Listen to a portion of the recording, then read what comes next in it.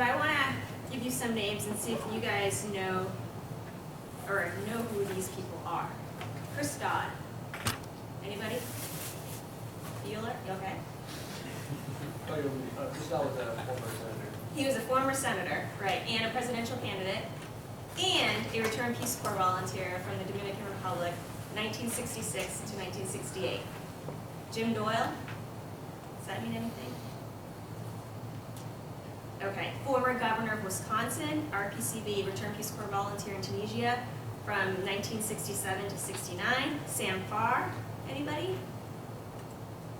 Well, this is good just for classes in general, but U.S. representative from California. He served in the Peace Corps in Colombia from 1964 to 1966. Mike Honda, he was a U.S. representative from California. He served in El Salvador from 1965 to 1967.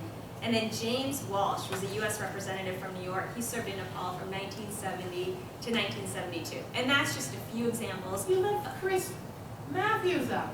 Oh, hardball. Chris, you know who Chris Matthews is? Now you know what channel I sometimes watch. No. I was just going with go.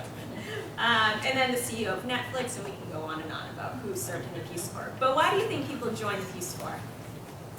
This is an easy question. Why would one join? To travel.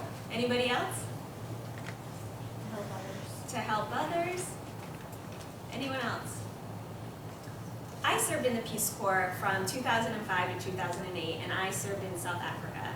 I had always dreamed of joining the Peace Corps. I'd seen an ad when I was very young, and it sort of just resonated with me throughout my entire young adult life. And when I was 27, I joined the Peace Corps because, like many others, I wanted to give back.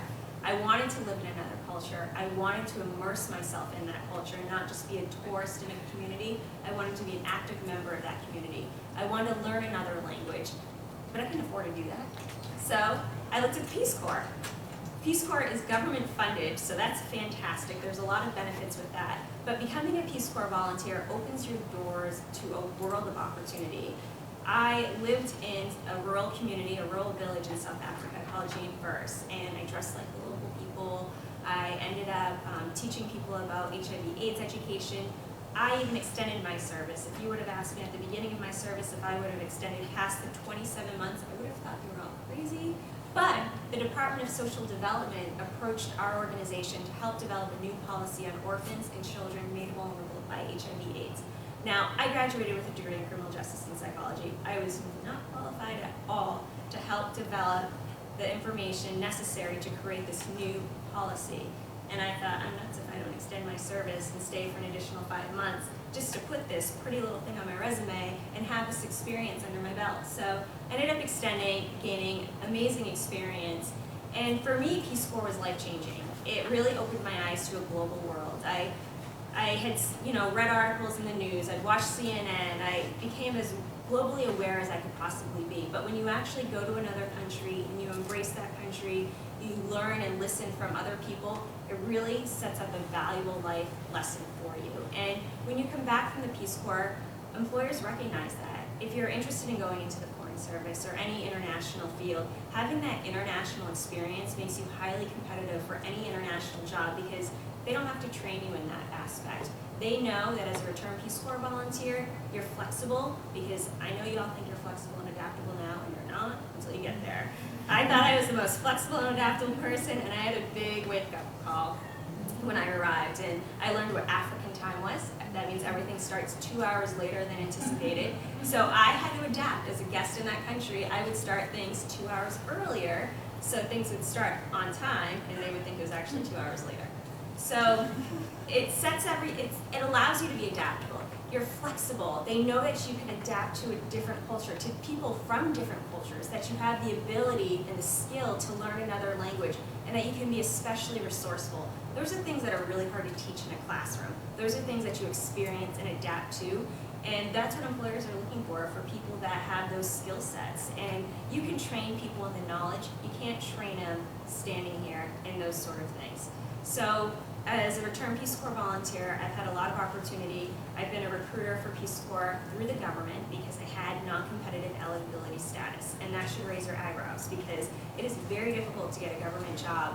And as a returned Peace Corps volunteer, for 1 year upon your return, you do get the NCE status. And that allows you to basically have preferential consideration for all government jobs. And that's how I became a recruiter with Peace Corps, is because I had that status.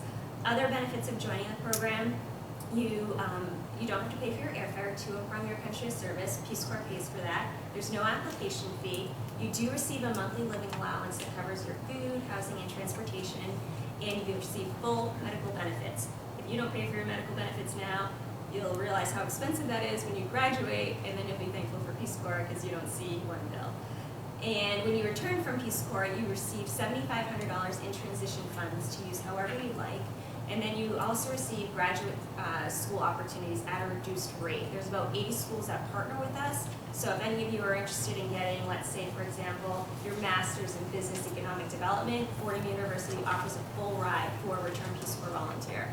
So there's lots of different opportunities through graduate school and through the government if you go through that application process to continue in the line of service.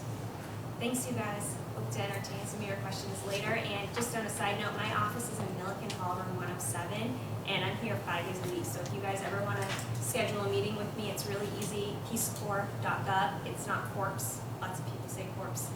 We're alive. It's Peace Corps. So try us out.